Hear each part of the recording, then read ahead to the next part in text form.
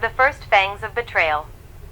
The air inside Blackwood Manor didn't just sit, it pressed.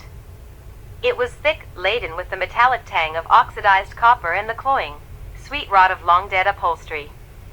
Dust motes danced in the slivers of gray, weak light that bled through the boarded-up windows, suspended like tiny, desiccated ghosts.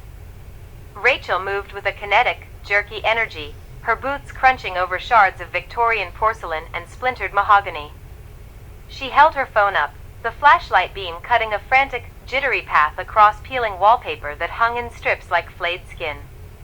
"Rachel, stop," Sarah whispered, her voice tight, caught somewhere between a plea and a warning. She hovered a few paces back, her arms wrapped tightly around her midriff. "Look at the floorboards. They're saturated. This isn't just water damage." Rachel didn't stop. She pushed past a heavy velvet curtain, the fabric disintegrating into a cloud of moth-eaten gray fibers under her touch. She was breathing fast, eyes wide, fueled by that insatiable, hungry curiosity that had always been her greatest asset and most dangerous flaw. "It's just an old house, Sarah. Everything you read about this place, the disappearances, the curse, it's just local flavor to keep the property values down and the tourists out," Rachel said, though the tremor in her voice betrayed her attempt at dismissal. "Think about the footage. If we find even one room that hasn't been looted, the channel. The channel doesn't matter if we're dead, Ratch." Sarah snapped, then winced at the sharpness of her own tone. She stepped over a deep, jagged gouge in the hardwood. "Something is wrong here. Can't you feel it?" The silence, it's too heavy. Like the house is holding its breath. "That's just the island effect," Rachel countered, though she slowed her pace as they moved deeper into the east wing. She ran her fingers along the wall. The wallpaper felt warm to the touch, humid, and impossibly soft. She pulled her hand back, a smear of something dark and viscous coating her fingertips. She rubbed it against her jeans, but the stain only smeared further, a deep, bruised purple. They reached a set of heavy, iron-bound double doors that seemed to reject the light of Rachel's torch. The wood was dark, stained almost black, and etched with symbols that looked less like craftsmanship and more like scars carved into the timber. "Don't," Sarah warned, her hand reaching out to grab Rachel's shoulder. Rachel shrugged her off, her eyes fixed on the sliver of space between the doors. She leaned in, her ear against the wood. "There's a hum," she whispered, her voice dropping to a frantic, mesmerized pitch. Like a low-frequency vibration. "It's coming from underneath." Without waiting for Sarah to agree, Rachel shoved. The doors gave way with a groan of rusted hinges that sounded like a dying animal. The space beyond was a vast, subterranean workshop, not a cellar, but a cathedral of industry. The air temperature dropped 20 degrees instantly, the sudden chill raising gooseflesh on Sarah's arms. The room was illuminated by a flickering, unnatural violet light emanating from a series of glass canisters lining the far wall. Each canister was filled with a swirling, translucent vapor that pulsed in rhythm with the low hum Rachel had detected. Rachel stepped onto the metal grating of the floor, her footsteps ringing out, a stark sound in the tomb-like stillness. "Oh my God," she breathed.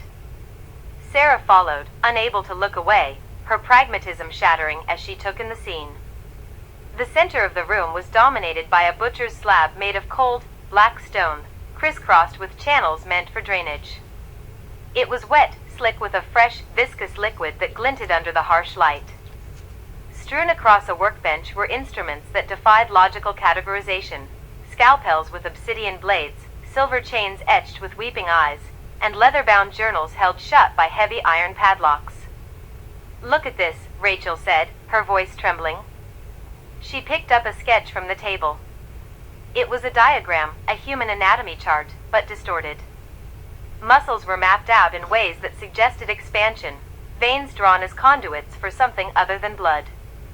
It was annotated in a sprawling, elegant script, the vessel's capacity for resonance. "Rachel, we need to leave." "Now," Sarah said, her voice rising to a frantic pitch. She grabbed Rachel's arm, pulling hard.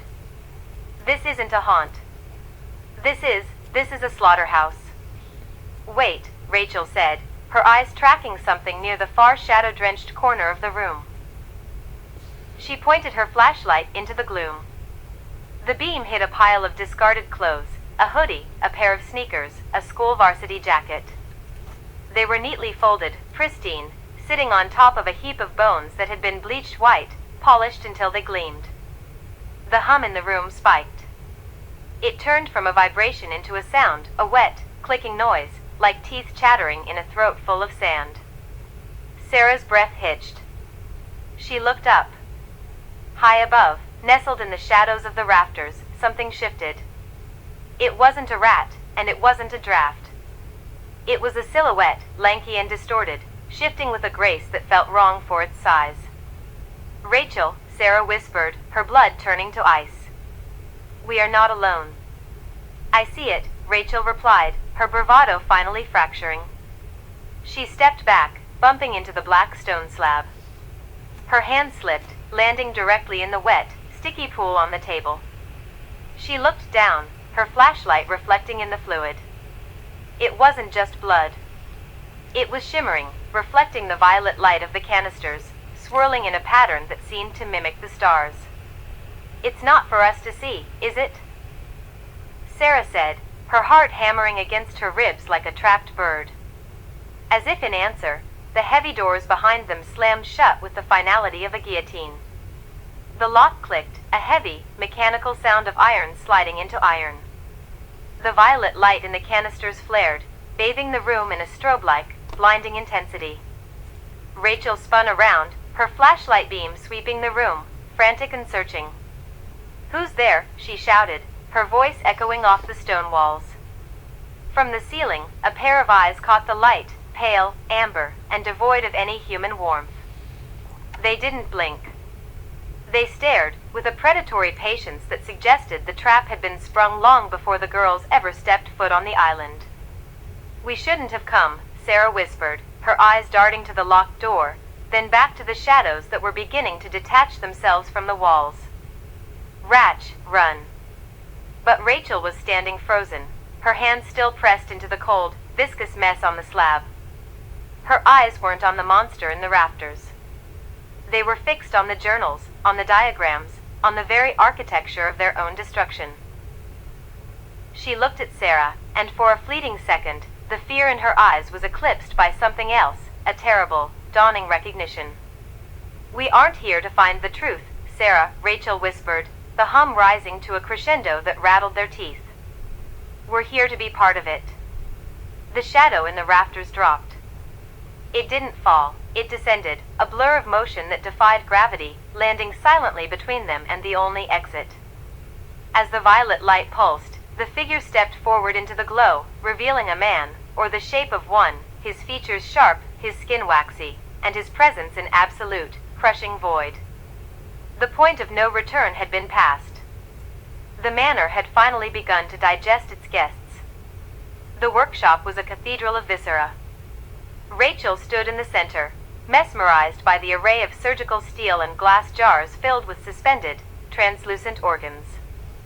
The air tasted of copper and old, rot-sweetened formaldehyde. Sarah stayed by the threshold, her fingers digging into the decaying doorframe, her knuckles white. Rachel, we need to go, Sarah whispered, her voice tight with a primal warning that her brain hadn't yet fully processed. This isn't a museum. It's a butcher's shop. Rachel didn't turn. She reached out, her gloved fingers hovering inches from a leather-bound ledger open on a pedestal. The pages were covered in frantic, scrawled notations, math that didn't look like math, symbols that made her eyes swim.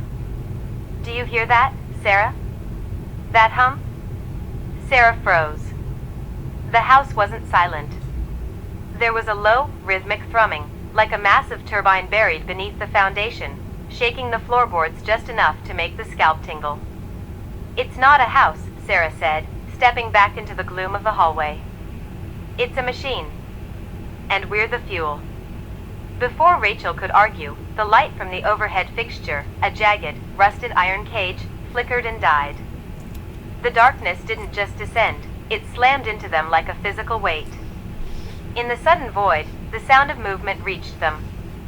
It wasn't the creak of settling timber. It was the wet, sliding sound of something predatory moving across the ceiling. Rachel.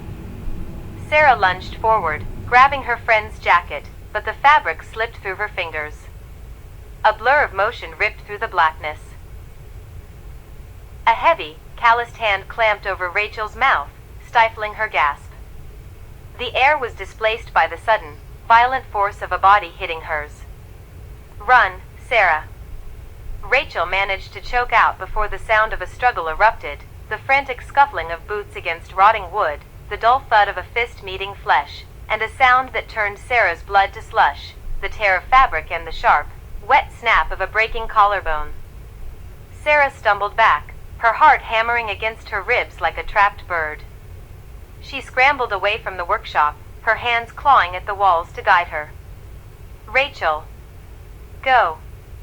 The command was accompanied by a wet, gargling scream that was cut short by a sickeningly rhythmic thwack, the sound of a head being driven into the floor. Sarah's momentum carried her into the hallway. She turned, her breath hitching in her throat. A pale, jagged sliver of moonlight pierced through a gap in the rot-eaten boards of the window nearby, illuminating a patch of floor. Mark stood in the center of the gloom. He was tall, his silhouette jagged and wrong, his movements possessing a fluid, predatory grace that mocked human anatomy. He held Rachel by the throat, hoisting her against the wall with the casual ease of a man pinning a butterfly to a board. Rachel's feet kicked uselessly, her eyes wide, reflecting the faint light with a glassy, desperate panic. Mark turned his head. Even in the gloom, Sarah could feel the weight of his gaze, a cold, dead intelligence that bored straight into her soul.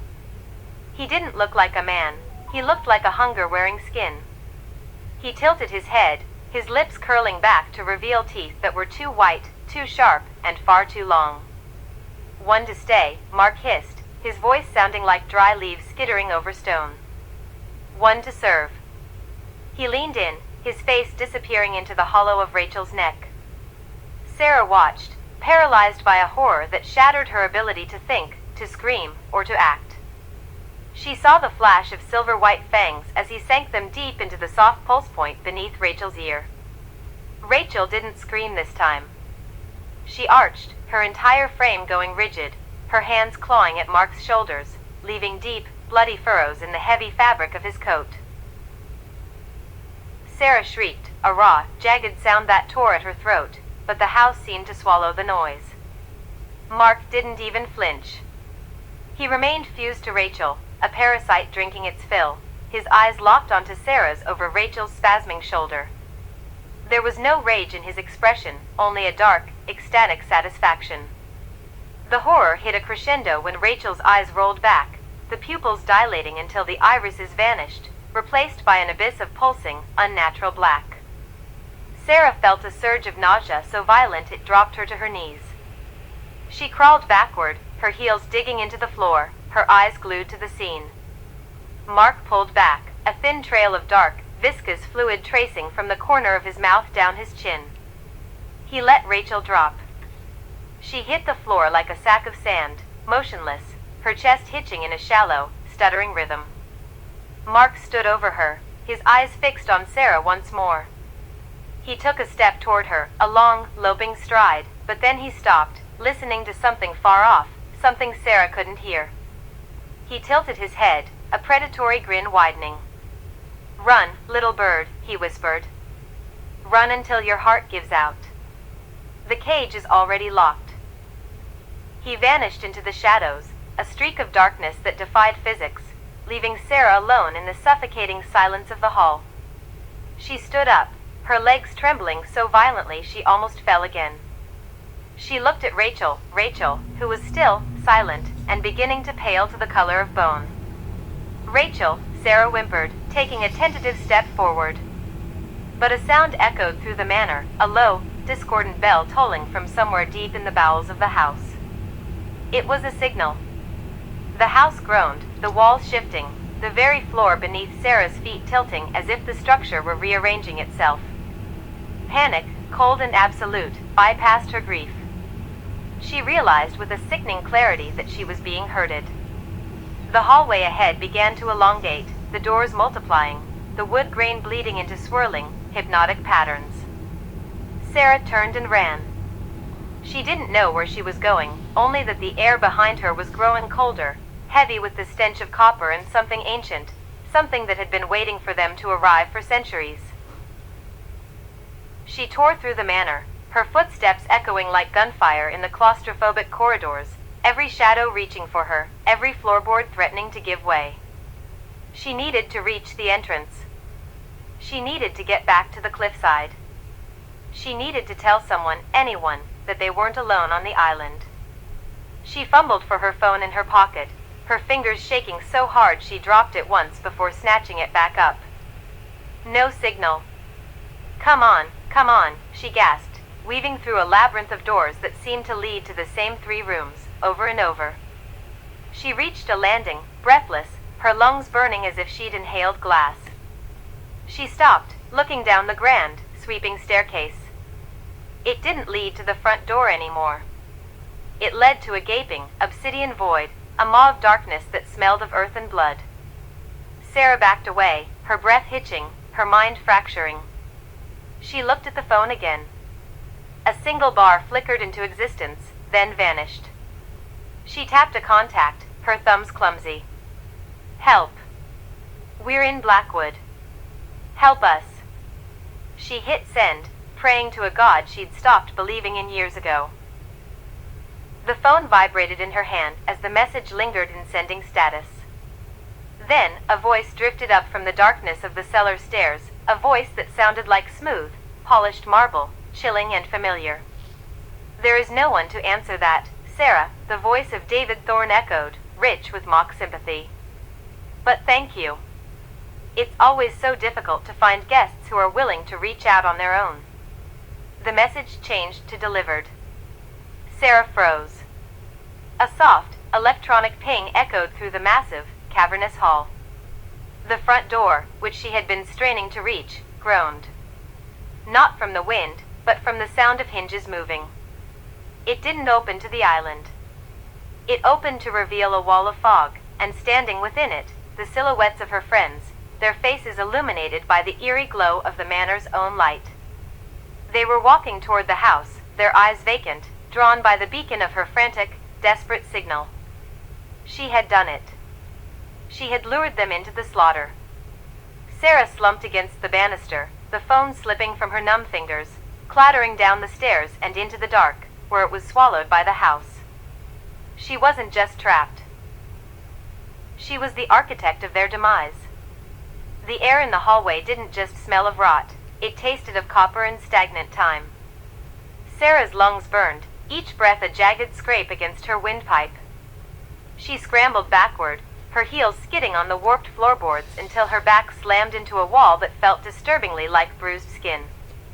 She wasn't thinking. She was purely reacting, a frantic animal scuttling away from the scent of blood. Rachel's scream, that wet, choking sound of bone-meeting Fong, echoed in her mind, looping, distorting, becoming a rhythmic thrum that matched the low-frequency vibration shaking the floorboards beneath her. Rachel, she whispered. The name came out as a broken sob. She needed a light. She fumbled for her phone, her fingers slick with a cold, greasy sweat that didn't feel like her own. When the screen finally flickered to life, the harsh blue light was a physical assault. She didn't look at the screen, she knew what the signal bar would show, no service. Think, Sarah. Think, she hissed to herself, forcing her pulse to slow, though her heart felt like a caged bird frantic to shatter its ribs. She had to get out. She had to find the others. She turned a corner, her boots silent on the mold-carpeted floor, and stumbled into a narrow corridor that hadn't been there a moment ago. The geometry of Blackwood Manor was liquid, the hallway stretched, elongated, and bent at an impossible, acute angle. Ahead, a heavy, dust-caked door stood slightly ajar. She pushed it open, hoping for an exterior window, a fire escape, anything. Instead, she stepped into a study. It was pristine, an offensive contrast to the decay outside. Leather-bound tomes lined the shelves, and a heavy oak desk sat in the center of the room. On the desk, a laptop hummed with a soft, fan-driven whine. Sarah's blood turned to ice. A browser window was open. A live feed. She stepped closer, her vision blurring, and saw a grainy, high-contrast image of the cellar, the very room she had just fled. In the grainy, nocturnal glow of the camera, she saw Rachel. Rachel was slumped against a stone pillar, her head lolling, a rhythmic spasm shuddering through her frame. And standing over her, silhouetted by the predatory grace of a creature that belonged in the dark, was Mark. He wasn't just holding her. He was arranging her. His movements were clinical, practiced, like a taxidermist preparing a trophy. God, Sarah whimpered, her hand flying to her mouth. Then, her own phone buzzed in her pocket. The sound was deafening in the silence of the study. A notification. A text from Matt, "We're at the gates. The keypad code didn't work, so we're forcing the side door. See you inside in 2 minutes." Panic, sharp and blinding, surged through her. No. No, no, no. She lunged for the laptop, desperate to find a way to cut the feed, to crash the system, to warn them. But as her fingers grazed the keys, the screen flickered. A new window popped up, a chat interface. A single line of text appeared, typed out in real time, the cursor blinking with mocking patience. "They are arriving exactly on time, Sarah. You invited them. They are the final ingredients." The voice of the man who typed it, cold, amused, smelling of old parchment and formaldehyde, seemed to bleed out of the very walls. David Thorne. Sarah whirled around, scanning the room for a hidden camera, for the man himself. There was only her own reflection in the darkened windowpane, pale, wide-eyed, shaking. She looked like a ghost already. "They aren't coming for you," she shouted at the empty air, her voice cracking. "I'll tell them to turn back." She sprinted for the door, but the handle wouldn't budge. It was locked from the outside, or rather, the architecture had shifted again. The doorframe was now nothing more than solid, seamless plaster. Trapped. She turned back to the desk, screaming in frustration, and saw the feed had changed. The angle had shifted to the front foyer. The side door groaned open. Matt, Emily, Michael, and Eleanor stepped inside, their flashlights cutting through the thick, unnatural fog that had seeped into the house. They looked so young. So painfully, tragically alive. They were calling out, their voices muffled by the heavy velvet curtains and the shifting walls of the manor. "Sarah? Rachel? We're here." Matt's voice was full of youthful bravado, the kind that died the moment it touched the Blackwood air. Sarah pounded on the wall, her knuckles raw and bloody. "Run," she shrieked, but her voice didn't even ripple the stagnant air of the study. It was as if she were shouting from beneath 1,000 feet of ocean. On the screen, she watched as the heavy doors of the foyer slammed shut behind them with a final, metallic thud. The sound resonated in the study, a literal echo of their imprisonment. Then, the lights in the foyer died. In the sudden darkness, Sarah watched the infrared feed. She saw the shadows in the rafters begin to stir. Not just Mark. Other shapes. Lean, hungry silhouettes dropping from the ceiling like spiders. She leaned her forehead against the screen, tears cutting clean tracks through the dust on her cheeks. She was the strategist. She was the one who saw the logic in everything. But there was no logic in this. This was a play, and she was being forced to watch the script unfold, scene by agonizing scene, with no power to rewrite the ending. She realized then that her phone wasn't just signaling for help. It was a beacon. She hadn't been screaming for rescue, she had been sending an invitation to the slaughterhouse, delivered directly to the predator's front door. A soft, melodic hum began to emanate from the desk speakers. A recording of a lullaby, slowed down until it sounded like a funeral dirge. "You're doing so well, Sarah," the voice of David Thorne whispered, seemingly from the shadows right behind her ear. She spun, swinging her flashlight, but hit nothing but the heavy, velvet curtains. "Watch," the voice commanded. "The transition requires witnesses. The agony of the observer is the seasoning of the soul." She stared back at the screen. Mark had stepped away from the unconscious Rachel. He turned toward the foyer, his movements fluid and predatory, his eyes glowing with a faint, malevolent red. He was heading for the lobby. He was going to greet their friends. Sarah's knees gave out. She slumped to the floor, the cold wood pressing into her skin. She had brought them here. She had killed them. The guilt was a physical weight, a crushing force that threatened to stop her heart entirely. She looked at her hands, trembling violently, and for a split second, she thought she saw the skin beneath her fingernails turning gray, the veins blackening. She shoved them into her armpits, hiding herself from herself. She was alone in the room, but the house felt crowded. Thousands of eyes, the eyes of everyone who had ever been trapped in this place, felt like they were pressing through the wallpaper, watching her witness the destruction of everyone she loved. The first scream rang out from the foyer. It was Emily's. It was cut short, turning into a wet, gurgling sound that was abruptly silenced. Sarah curled into a ball, clutching her hair, rocking back and forth as the sounds of the hunt began in earnest.